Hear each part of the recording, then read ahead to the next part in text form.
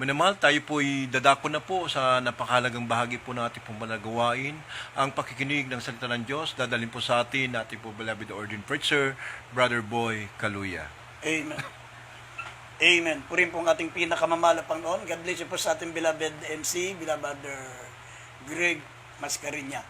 At ang pinakamataas sa pagsamba, pinakamataas sa pagpupuri, pagluwalhati, pagdakila, ay para sa ating Diyos na pinaglilingkuran ang ating pinakamamahal na Panginoong Jesucristo. At nagpapabot din po kung dumaling paggalang sa ating beloved and honorable pastor, beloved evangelist Wildy Estrada Almeida, the end-time prophet of our loving God. Sa lahat po ng mga beloved children, the Almeida family, mga apo at mga manugang na ating beloved pastor. At patuloy po nating inaalala ang mga hindi malilimutang aral ng ating beloved assistant pastor Lina C. Almeida. Sa lahat po ng mga minamahal nating mga kababayan, Luzon, Visayas, Mindanao, sa ating mga webcast viewers, sa ating mga kapatiran sa ibayong dagat, mga kapatiran natin sa iba't ibang panig ng mundo, maligayang panonood po. Kumusta po kayo dyan? At ingat po. At mga minamahal, nais ko po tayo magsimula sa panalangin upang maunawaan po natin ang banal na salita ng ating dakilan Diyos. Tayo po muna yung manalangin, mga minamahal. Opo, dakilat mapagpala po naming Ama, Diyos na makapangyarihan sa lahat. Sa pangalan namin pinakamamahal na Panginoong Jesucristo, mahal Panginoon, humingi po kami ng kapatawaran sa aming mga pagkukulang, sa aming mga kamalian. Linisin mo po ang aming puso. Mahal Panginoon, pahiran mo ng iyong banal na kamay ang aking labi, mahal Panginoon, upang ang mga banal mong mga salita, mahal Panginoon, ay maging makapangyarihan. At dalangin po namin, dakilan Diyos, ipuin mo lahat ng mga nanonood, mga nakakarinig ng mga salita, bigyan mo sila ng pananampalataya, maging sa mga may taglay na karamdaman, pag-imalaan mo po sila, mahal Panginoon, na matanggap nila ang kanilang kagalingan, mahal Panginoon, sa pananapanalangin po ng aming beloved pastor. At aming sinasaway lahat ng gawa ng kalaban, demons of unbelief and doubts, demons of hindrances, we bind the power of darkness in Jesus' name, amen and amen. Purin po ang ating pinakamamahal pang minamahal, kahit libuksan po muna natin ating pambungad na talata dito sa 1 Kings chapter 13 verse 21 at Jeremias 6:19. Dito po sa Unang Hari, ang Kabanatay 13, talatay 21, ganito po ang pagkasabi. At siya'y sumigaw sa lalaki ng Diyos na nanggaling sa Huda, at sinasabi, ganito ang sabi ng Panginoon, sa parang ikaw ay naging manunuway sa bibig ng Panginoon, at hindi mo iningatan ang utos na inutos ng Panginoon sa iyo. Sa Jeremias 6:19, iyong pakinggan o lupa, narito ako'y magdadala ng kasamaan sa bayang ito na bunga ng kanilang mga pag-isip, sapagat sila hindi nangakinig sa aking mga salita at tungkol sa aking kautusan ay kanilang itinakwil. Amen. Amen. Purin pong ating pinakamamahal pa ng minamahal. Ang ating pong paksa ay pamamagatan po nating reasons why people disobey God. Mga dahilan, maminamahal, bakit ang mga tao po, maminamahal, ay nakalalabag sa utos ng ating pinakamamahal na Panginoon. Alam niyo, maminamahal, katulad po na nabasa po natin dito sa banal na kasulatan, na kaya ang tao po, maminamahal, ay nakalalabag sa utos ng mahal na Panginoon, ay hindi po nila pinakikinggan ang salita ng ating mahal na Panginoon.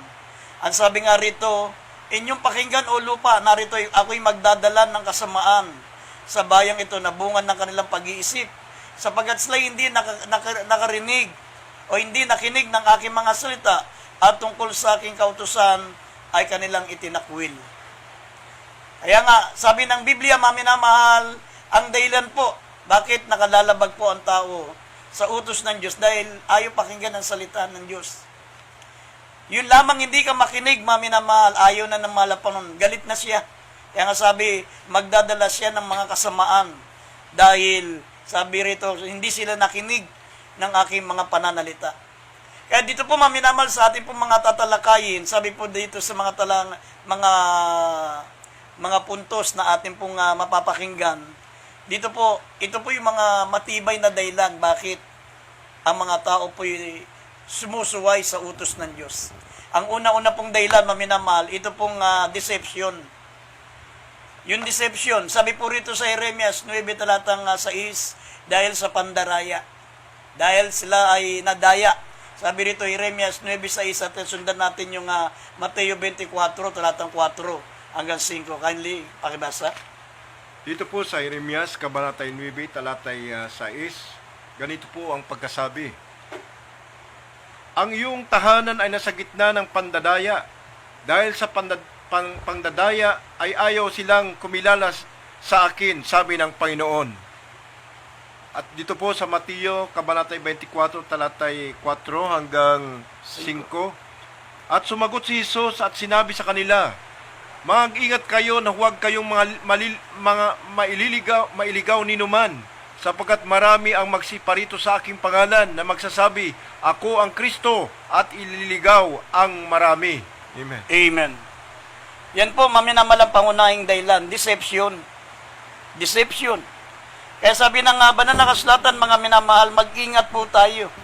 Mag-ingat tayo. Sabi rito, mga minamahal, mag-ingat kayo at huwag kayong mailigaw ni numan, sapagkat marami ang magsisiparito sa aking pangalan. Magsisiparito sa aking pangalan, gagamitin ang pangalan ng mahal na Panginoong Kristo, mga minamahal, sa pandaraya.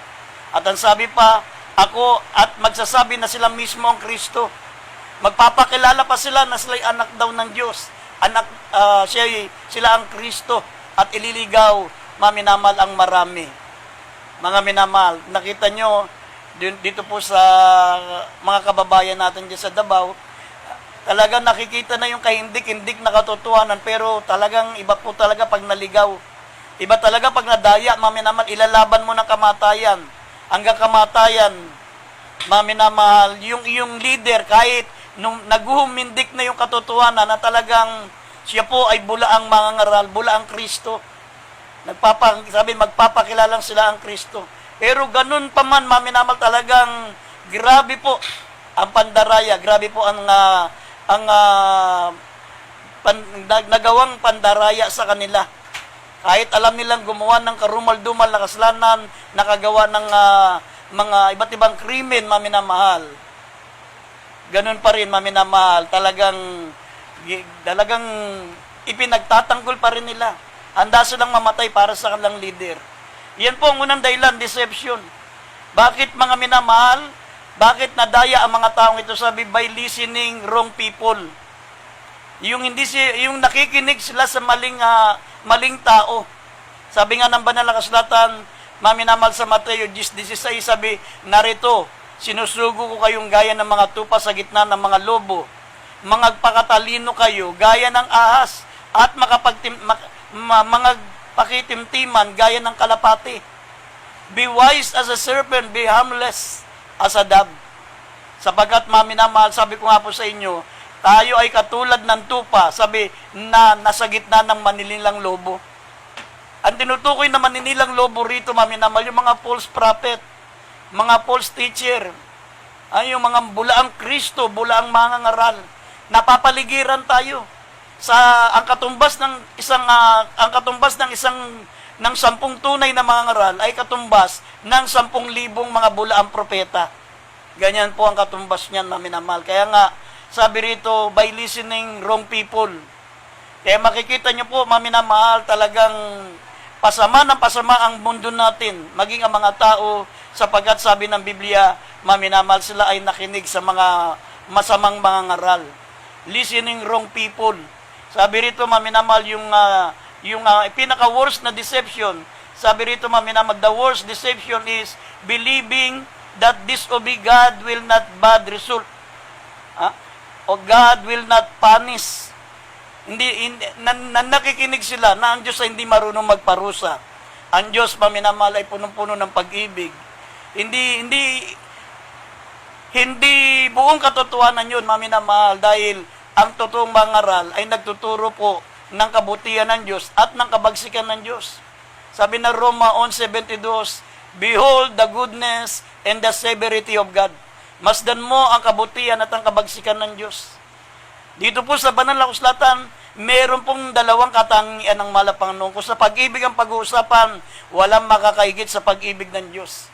Ibinigay niya ang kanyang buhay, nagatawan tao siya para tayo iligtas. Para tayo po ay magkaroon ng buhay na walang hanggan sa piling niya sa kalangitan. Pero, mga minamahal, sabi, masdan mo rin naman ang kabagsikan ng Diyos. Kaya nga, maraming mga kalamidad na dumarating, may mga dumarating, mga minamahal, mga epidemya, dumarating po, maminamahal, yung mga malalakas na lindol na yan po'y bunga ng galit ng Diyos. Kung mababasa natin sa Isaias 13, talatang 13, yan po'y bunga ng galit ng Diyos. Kaya sabi rito, kung mababasa po natin Roma 11, talatang 22, sabi, masdan mo ang kabutihan at ang kabagsikan ng Diyos. At idagdag natin ng Isaias, Kapitulo 13, talatang 13. Ay, hindi, basahin natin. Dito po sa Roma, ang Kabanatay 11, talatay 22, ganito po ang pagkasabi. Masdan mo nga ang kabutihan at kabagsikan ng Diyos. Ang kabagsikan ay sa mga nangahulog, datapwat ang kabutihan ng Diyos ay nasa iyo kung mamamalagi ka sa kanyang kabutihan. Sa ibang paraan ay ikaw man ay puputulin. Sa Isaias, Kabanatay 13, talatay 13. Kaya't aking panginginigin ang mga langit at ang lupa ay yayanagin mula sa kinaroonan sa puot ng Panginoon ng mga hukbo at sa karawan ng kanyang mabangis na galit. Amen. Kaya yung mga lindol na yan, maminamahal, malalakas na bagyo. Malalakas na bagyo, gaya ng nakasulat sa Jeremias 25, talatang 32 at 33. Kaya nagpapadala ng mga malalakas na bagyo, Panginoon, dahil sa galit. Dahil sa galit. Sabi ng Biblia, behold the goodness and the severity of God. Kaya nga maraming mga tao po, maminamahal, ang nadadaya. Dahil sabi ng Biblia, by listening wrong people. Pinakikinggan nila yung mga bulaang mangaral. Gayong pinag-iingat tayo. Mga minamahal, makikilala nyo ang mga totoong mangaral.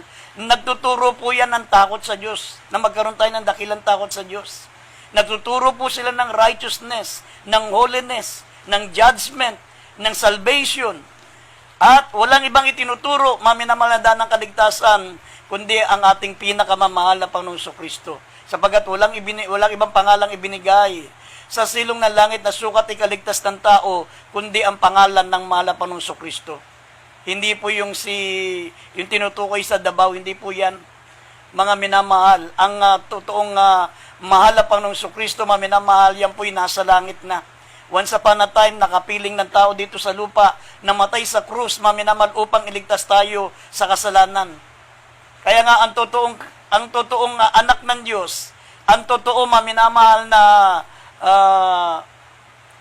Kristo, maminamahal, yung pong namatay ng 3 araw at bumangon muli sa mga patay. Hindi yung taong takot mamatay. Hanggang ngayon nagtatago. Kaya sabi rito, maminamahal, basahin po natin, behold the goodness and the severity of God. Sabi ng Ikalawang Tesalonica 1, talatang 8 hanggang 9, sabi po rito, maminamahal, in flaming fire, taking vengeance on them that know not God and obey not the gospel of our Lord Jesus Christ. Pag hindi tayo, mga minamahal, nakikinig, hindi tayo sumampalataya sa Ebanghelyo, sabi ng Biblia, tayo po, maminamahal, ay parurusahan sa pamagitan ng nagniningas na apoy. Sabi po rito, 2 Thessalonians 1, 8 and 9. Dito po sa Ikalawang Tesalonica, ang Kabanatay 1, talatay 8 hanggang 9, na maghihiganti sa hindi nagsikilala sa Diyos at sa kanila na hindi nagsisitalima sa Ebanghelyo ng ating Panginoong Hesus. Sa 9, na siyang tatanggap ng kaparusahan na walang hanggang kapamakan mula sa harapan ng Panginoon at mula sa kalulatian ng kanyang kapangyarihan. Amen. Yan po, maminamahal. Kaya nga, yung mga bulaang mangaral, sabi rito, maminamahal, yung believing that disobey God will not bad result or God will not punish you. Nagtuturo sila na hindi nagpaparusa ang Diyos. Nagtuturo sila na kahit labagin natin ang utos ng Diyos, mga minamahal, hindi tayo parurusahan ng Diyos. Pero ang katotohanan, sabi ng Biblia, mga minamahal, ang puot ng Diyos ay mahayag buwat sa langit. Sabi dito na Roma 1, talatang 18, sabi, ang puot ng Diyos ay mahayag buwat sa langit laban sa mga taong sumusuway sa kalooban ng Diyos at laban sa mga tao, maminamahal, na hindi sumusunod sa ating dakilang Diyos, hindi sumusunod sa Ebanghelyo. Sabi rito, Roma 1:18, kindly idagdag natin ito. Roma Dito po sa Roma, Kabanata 1, talata 18. Sapagkat ang puot ng Diyos ay nahayag mula sa langit laban sa lahat na kasamaan at kalikuan ng mga tao na mga sinawata ang katotohanan ng kalikuan. Amen.